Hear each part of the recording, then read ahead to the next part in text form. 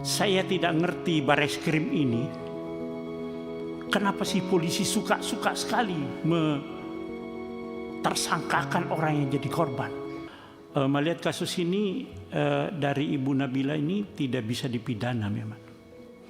Saya tidak ngerti Bareskrim ini, kenapa sih polisi suka sekali tersangkakan orang yang jadi korban. Tapi syukur alhamdulillah tadi malam sudah ada kesepakatan.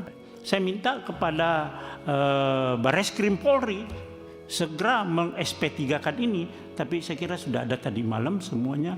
Dan saya minta Polri seluruh Indonesia, mulai dari Bareskrim, Polda, Polres, tidak ada lagi yang terjadi seperti ini. Kenapa mencari-cari salah orang gitu loh. Saya minta Polri ini sudah lebih adil lah di dalam melakukan langkah-langkah penyidikan. Ingat, di KUHP yang baru juga ada itu. Ketika penyidik melakukan suatu kesalahan, akan dilakukan sanksi, baik itu administrasi, etik maupun pidana. Oleh karena itu harus betul-betul dibaca KUHP yang baru ini yang sudah berlaku dan betul-betul itu dipedomani dan dilaksanakan. Kalau berkaitan dengan pemberitaan dia itu belum pantas dipersalahkan, kemudian dia berbalik pencemaran nama baik itu ya, yang menuduh dia bersalah melakukan suatu perbuatan, ini presiden buruk bagi perkembangan hukum di Indonesia.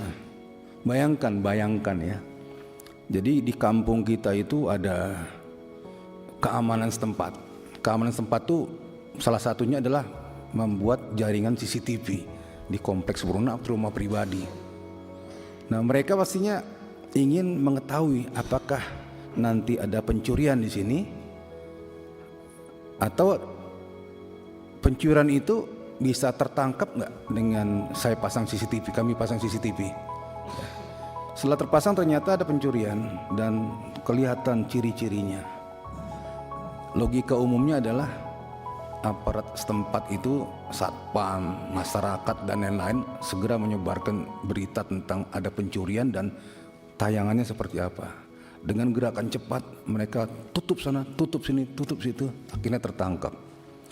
Nah, kemudian kalau mengacu kepada kasus ini, si maling bilang, loh, saya kan belum ditetapkan pengadilan sebagai yang tersangka, yang dipersalahkan atau terdakwa yang dipersalahkan dan dikuatkan dengan putusan pengadilan.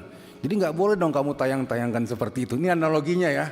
Jadi lucu jadinya, apalagi di dunia digital sekarang ini yang luar biasa. Setiap orang itu dalam kehidupan sehari-harinya bisa merekam dirinya sendiri maupun di lingkungannya, menjadi sesuatu yang tidak bisa terbantahkan ya.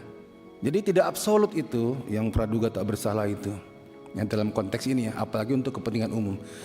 Dengan ini kami menyampaikan kesimpulan rapat yang mengikat secara hukum sebagai berikut. 1. Komisi 3 DPR RI meminta aparat penegak hukum dalam mengusut tindak pidana khususnya terkait ujaran dan pencemaran nama baik untuk mempedomani ketentuan pasal 36 KUHP baru yang mengatur tidak seorang pun bisa dimintai pertanggungjawaban pidana tanpa pemenuhan unsur kesengajaan yang tak terbantahkan.